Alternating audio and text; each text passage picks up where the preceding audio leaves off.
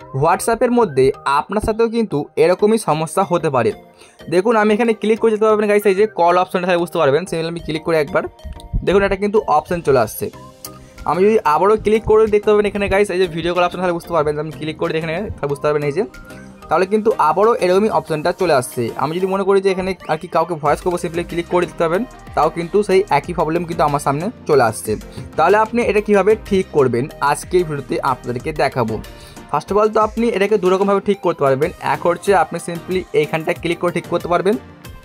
Simply আপনি app থেকে বেরিয়ে আসবেন, তারপরে আপনি আপনাদের হোয়াটসঅ্যাপের অ্যাপটুকু সিম্পলি আপনি চাপ দিতে ধরবেন জাস্ট এভাবে। তারপরে আপনি দেখতে পাচ্ছেন শো করছে গাইস এই যে অ্যাপস ইনফো, সিম্পলি আপনি এটার উপরে ক্লিক করবেন।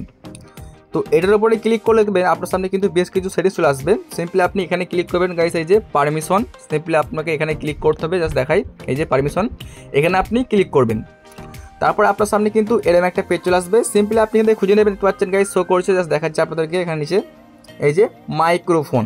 আপনি জাস্ট এখানটায় ক্লিক করে আপনি সিম্পলি এটাকে উপরটা ক্লিক করবেন এভাবে, তাহলে কিন্তু আপনার সমস্যার সমাধানটা হয়ে যাবে। এখন যদি আমি কাউকে কল করি তাহলে বুঝতে পারবেন, সিম্পলি এখানে জাস্ট আমি এই যে টিপলে কিন্তু অটোমেটিকভাবে কলটা।